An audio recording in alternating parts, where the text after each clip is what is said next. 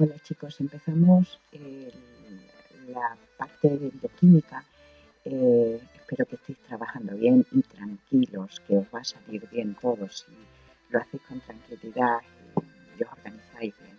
Hoy vamos a comenzar viendo los glúcidos. Vamos a ver las cosas generales, porque os pueden poner conceptos general de glúcidos y os pueden poner también conceptos de monosacáridos. Entonces, pues hoy lo que vamos a ver es eso, el concepto de los glúcidos y el concepto de monosacáridos.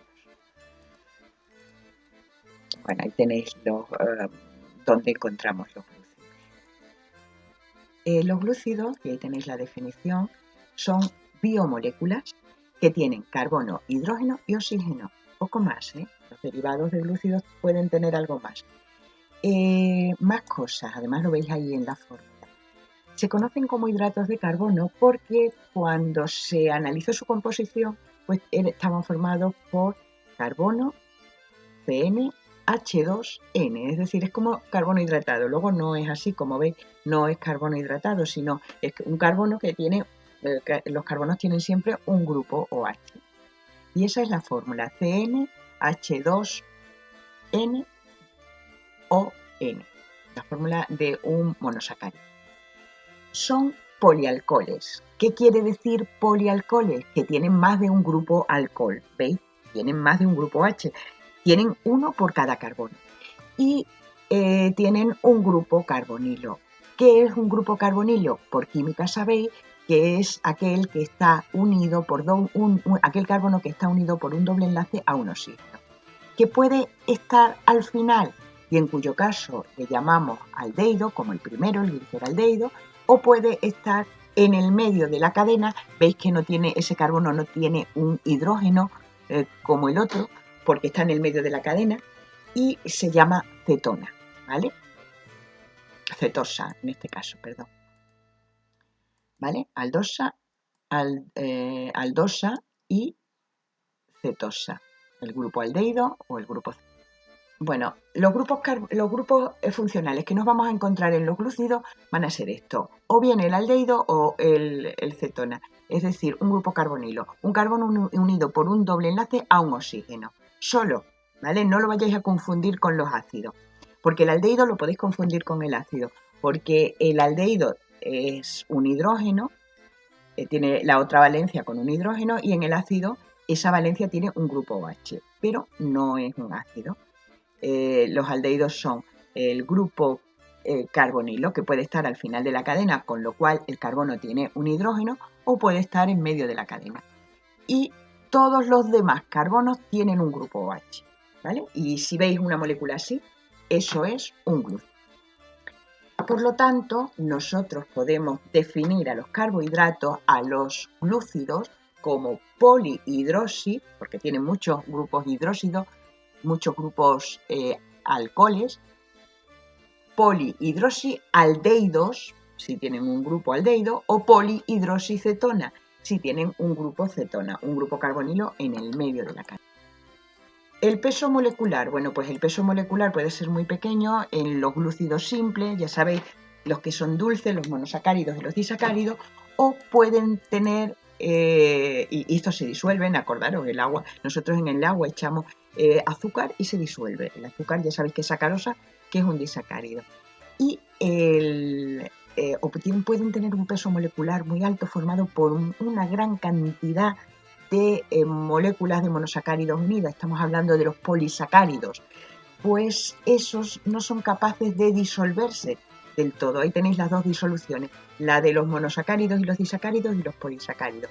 Veis que no se pueden disolver del todo, porque pesan tanto que, acordaros que lo intentamos hacer, que intentamos disolver el almidón en clase, pesan tanto que no se van al fondo, no se disuelven, a pesar de que tienen grupos OH. ¿Cuáles son las funciones de los glúcidos? Pues una de las principales, energética, la glucosa y la sacarosa. Nos dan la energía para que entre dentro de la mitocondria o se quede en el citoplasma, me da igual, pero acordaros lo que ocurre cuando se hace la respiración celular de la glucosa, sale mucha energía. También nos sirven para reservar la energía. y lo vamos a almacenar en grandes moléculas, en grandes polisacáridos. En los vegetales es el almidón y en los animales es el glucógeno. Acordaros que se formaban grandes moléculas para evitar que aumentase la presión osmótica dentro de la célula y se almacenara bien. Acordaros que en el músculo, el año pasado de anatomía, se almacenaba el glucógeno, que cuando empezábamos a hacer ejercicio se rompía en glucosa. Y tienen también función estructural, muchos de ellos, pues forman la pared de las células vegetales, la celulosa, o la pared de los artrópodos y de los hongos, la quitina, ¿vale? Que son glúcidos. Celulosa, quitina, mirad, la ribosa y la desoxirribosa forman la estructura de los nucleótidos, que formarán parte del ARN y del ADN, ¿vale? Bueno, pues vamos a la clasificación de los glúcidos. Si os sale el concepto de glúcido, también es conveniente que le hagáis un esquemita así con llaves como este.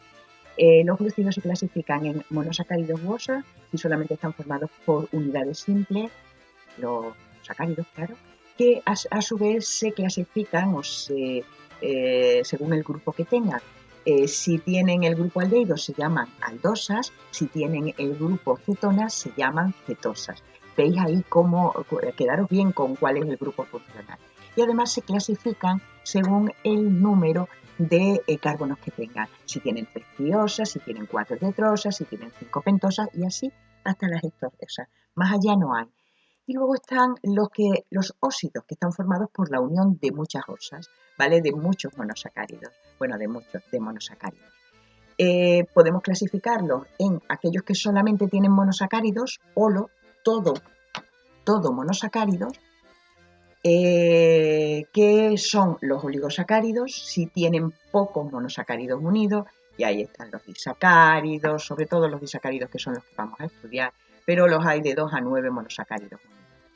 Y los polisacáridos, cuando están formados por mucho, pero por mucho, pues, pueden ser hasta 200.000, ¿vale?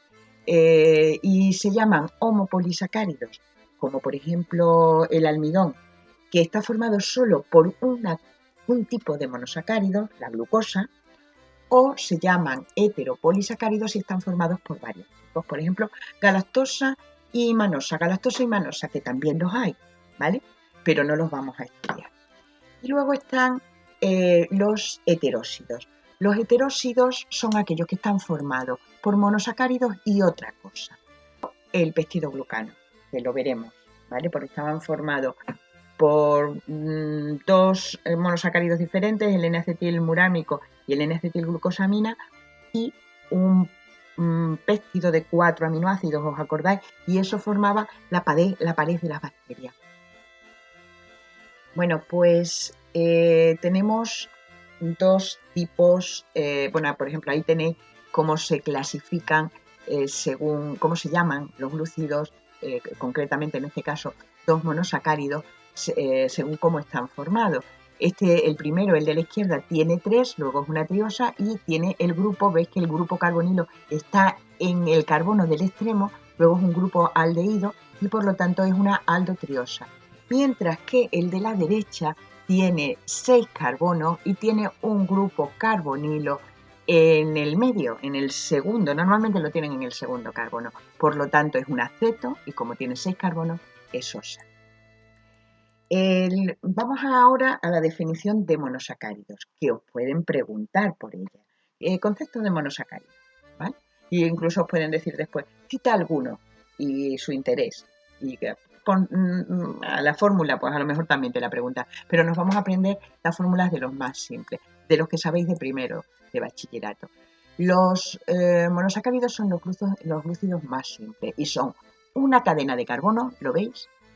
De 3 a 7 carbonos, no hay más. Son polihidroxialdehídos porque tienen muchos grupos OH, uno en cada carbono, y un grupo aldehído, o polihidroxicetona si tiene un grupo cetona. Tienen una cadena lineal de carbonos, lo veis, todos tienen un grupo OH, excepto uno de ellos, que tiene un grupo carbonilo. En este caso es el que tiene el número 1 y está al final. Si está al final se llama aldehído, y si está en el medio de la cadena, que generalmente es el carbono 2, se llama cetona. Las fórmulas lineales se llaman fórmulas de Fischer y es una representación, veis, con los carbonos puestos en fila, una representación vertical. Los carbonos se enumeran desde el primero, que lleva el grupo carbonilo, desde el extremo que lleva el grupo carbonilo hasta el último. Y los monosacáridos se clasifican, ya lo hemos visto, según el grupo funcional en aldosas o cetosas y según el número de carbono. Triosas si tienen 3, cetrosas si tienen 4, pentosas si tienen 5, hexosas si tienen 6, hay hexosas también, pero no las vamos. En cuanto a la nomenclatura es fácil. Si tiene el grupo aldehído, le ponemos delante aldo. Si tiene el grupo cetona, le ponemos delante ceto.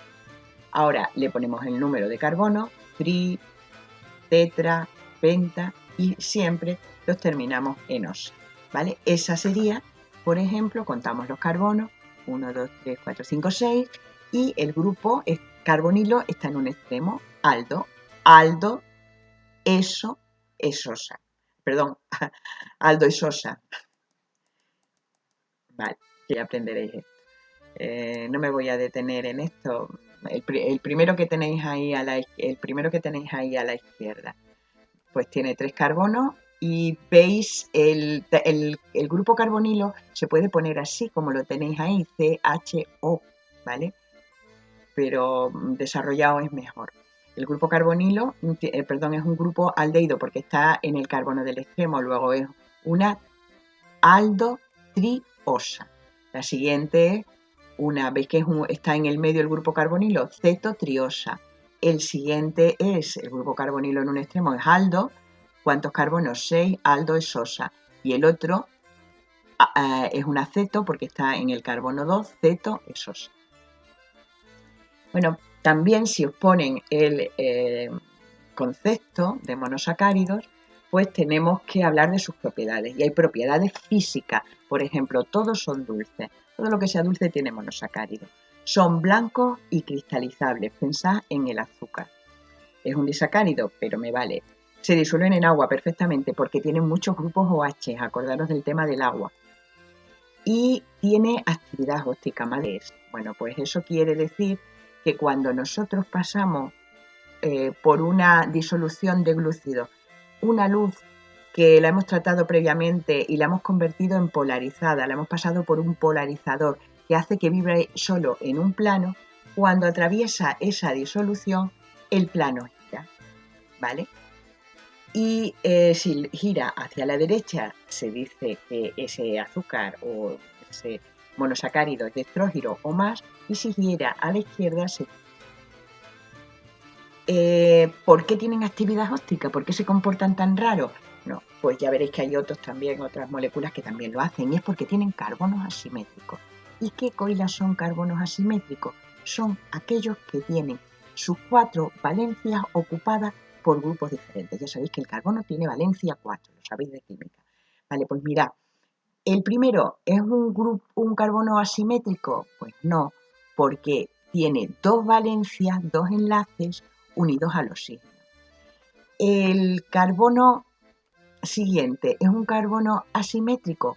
Pues sí, porque tiene un carbono unido a este grupo, al grupo carbonilo, otro unido al grupo OH, otro al hidrógeno y otro a todo este mogollón de cosas. Son 4 cosas diferentes, eso es un carbono asimétrico. Para que os deis cuenta y os familiaricéis, los carbonos asimétricos son todos aquellos que no están, que no están en los extremos, son todos aquellos que no están en los extremos y no tienen grupos carbonilos. O sea, son todos los del medio de la cadena, quitan los 2 extremos, y que no tenga el grupo carbonilo. Si hay uno que tiene cetona, tampoco lo es. El resto son carbonos asimétricos en un monosacárido. Y en cuanto a las propiedades químicas, bueno, pues son reductores, ya veréis lo que significa eso, es que tienen muchas ganas de reducir a la gente, perdón, a otra sustancia. Ceden los electrones y por lo tanto ellos se oxidan, ¿vale? y son muy reactivos, incluso entre sí, ya lo veremos. Bueno, azúcares reductores, ¿qué quiere decir azúcares reductores? Ya os he dicho, tienen muchas ganas de soltar electrones y al soltarlos se oxidan y reducen a otras sustancias. Acordaros de la prueba de Fehling que la hicimos en clase. Más cosas. Son muy reactivos, tanto que son capaces de morderse la cola, de ciclarse, de reaccionar grupos de la misma molécula y formar ciclos, ¿vale? Y podemos ver la fórmula Fischer o la fórmula ciclada, ¿vale? Y luego tenemos, reaccionan luego entre sí, dos diferentes, dos monosacáridos, y forman lo que ya veremos en el tema, que son los enlaces glucósicos. Y otra propiedad importante es la esteroisomería, que seguro que lo sabéis por química. ¿Qué es la isomería? Bueno, pues es la característica que tienen algunas moléculas que tienen la misma fórmula empírica, cortita, reducida, la que vosotros sabéis por química. Por ejemplo, estas dos moléculas tienen la misma forma. Y si los contáis, los átomos de carbono que tienen, pues son esos. C3H6O3, ¿vale? Pues bueno, daros cuenta, no son la misma, porque una tiene un grupo aldehído y otro tiene un grupo cetona y se comportan, son moléculas diferentes. Eso es isomería, son moléculas que en la fórmula simple son iguales, pero cuando las desarrollamos no lo son. Tienen además diferentes propiedades físico-químicas, diferentes puntos de ebullición, diferentes puntos de congelación, etcétera, etcétera. Esto es lo que se conoce como isomería, pero a nosotros nos interesa un tipo especial de isomería que tienen los glúcidos, que es la esteroisomería. Por ejemplo, esas dos moléculas que tenemos, pues tienen la misma fórmula empírica, C3H6O3, tienen el mismo grupo funcional, los dos son aldehídos, pero sin embargo el OH lo tienen puesto en lados diferentes y son diferentes moléculas porque son como nuestras manos. Nuestras manos tienen 5 dedos, todas tienen, todas tienen un pulgar, un anular, un índice, son iguales, pero no son iguales porque nosotros vemos una mano y sabemos cuál es la izquierda y cuál es la derecha. No le podemos dar la vuelta. Pues lo mismo le pasa a los glúcidos. Tienen la misma fórmula plana, pero la misma fórmula plana me refiero a extendida, lo que tenéis ahí arriba, por encima de la empírica, pero tienen diferentes disposiciones parciales. Tienen los mismos dedos, pero nosotros sabemos cuál es la derecha y cuál es la izquierda, cuál es un esteroisómero y cuál es otro. Son tan parecidos, son imágenes especulares, como si lo pusiéramos en el espejo. Y se llaman, son tan parecidos que, bueno, ya os lo comentaré. ¿A qué se debe esto? Bueno, pues se debe a que tienen carbonos asimétricos, ¿vale? Acordaros, los carbonos asimétricos son aquellos que tienen sus 4 valencias unidas a cosas diferentes. Y en este caso, en estas dos triosas, las dos son aldotriosas, pero tienen un carbono asimétrico, el carbono 2, porque ya dijimos que los extremos no son carbonos asimétricos, el primero porque tiene 2 valencias unidas al oxígeno y el último porque tiene 2 valencias unidas a hidrógeno, que es lo mismo, pero el carbono del medio está unido a 4 cosas diferentes. Bueno, pues esos son carbonos asimétricos. Los estereoisómeros son tan parecidos que tienen las mismas propiedades físico-químicas, la misma densidad, el mismo punto de ebullición, de fusión, etcétera, etcétera. Pero se diferencian por aquello que hemos visto antes, por la actividad óptica, es decir, la capacidad de girar el plano en que vibra la luz polarizada. Si uno lo cambia, lo gira hacia la derecha, el otro estereoisómero lo va a girar a la izquierda. Uno lo desvía a la derecha y le llamamos electrógiro, ya lo sabemos. ¿Cómo nombrar los estereoisómeros? Pues para ello solo hace falta que nos fijemos en el último OH de la cadena que tenéis ahí, ¿vale? Si está del último carbono asimétrico, perdón, el carbono en este caso, que es una aldoesosa, es el carbono 5, el carbono asimétrico. Acordaros, no puedo señalar ahí, pero los extremos no son carbonos asimétricos. El primero porque tiene dos valencias unidas a un oxígeno y el último porque tiene dos valencias unidas a hidrógeno. Pero los demás sí lo son. Y el último carbono asimétrico en este caso sería el 5. Y el OH lo tiene a la derecha. Y vamos a decir que ese es un isómero D, un D isómero.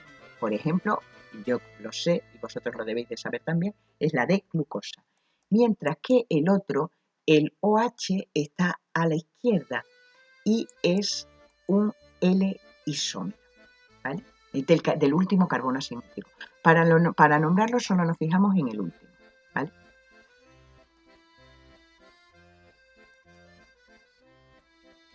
Esto no implica que sean dextrógiros o levógiros, quiero decir que lo tenga a la derecha el OH no significa que sea dextrógiro.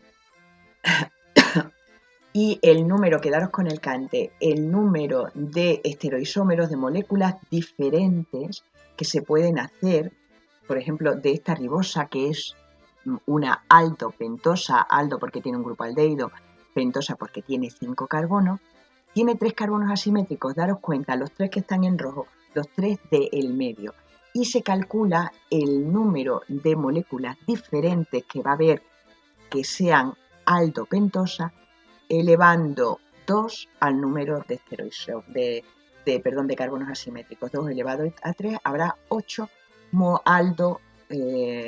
aldopentosas, ¿vale? Esto tampoco es tan importante.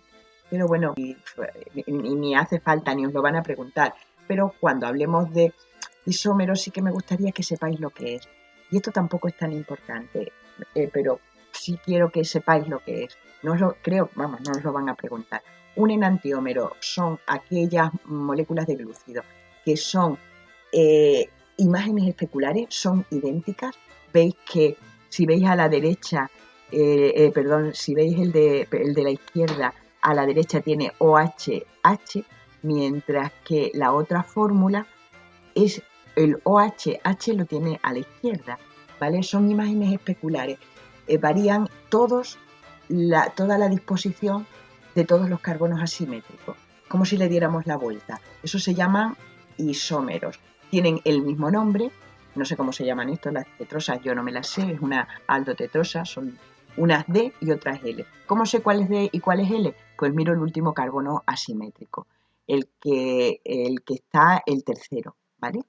Y si os dais cuenta, el último carbono asimétrico, y miro dónde está el OH. El primero, el de la derecha, lo tiene a la izquierda, vaya, y por lo tanto es un L lo que sea, si fuera glucosa sería L-glucosa, y el otro, el último OH, el OH del último carbono asimétrico, veis que lo tiene a la derecha, sería una D, lo que sea, una D-glucosa.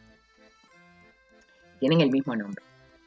Los epímeros solamente es que cuando cambia uno, estos dos no son iguales, ¿ves? No son imágenes especulares, cambia la posición del OH de uno de los carbonos, de uno no son imágenes especulares y tienen distinto nombre. Y por último, esto lo veremos después, los anómeros son los que se forman cuando se ciclan los monosacáridos y nos fijamos solamente en el primer carbono, en el carbono que tienen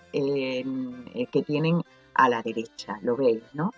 Pues si el OH está hacia arriba, recibe el nombre de beta y si lo tiene abajo, se llaman alfa. Ahí tenéis la alfa de glucopiranosa, no, ahora mismo no os agobiéis porque no lo hemos visto todo. Bueno, lo habéis visto, pero no os lo he explicado ahora, ¿vale? Y se hablan de formas alfa y beta. Bueno, y con esto terminamos la clase de hoy. Solo quiero que os quede claro que tenéis que saber bien el concepto de glúcidos, ¿vale? Y para hablar del concepto de glúcido, pues decís lo que es, decís lo que son, habláis de sus funciones, hacéis un esquema y ya está, ¿vale? Y luego el concepto de monosacáridos. Para eso explicáis qué son las estructuras más simples de los glúcidos, explicáis cómo es su fórmula y ponéis la fórmula de uno de ellos, señaláis dónde está el grupo carbonilo, que puede ser aldehído o cetona, y que todos los carbonos tienen un grupo OH, y después también habláis de la clasificación, de las propiedades y, bueno, habláis un poco de los estereoisómeros, pero tampoco os compliquéis mucho la vida con ello. Bueno, y con esto terminamos. Nos vemos.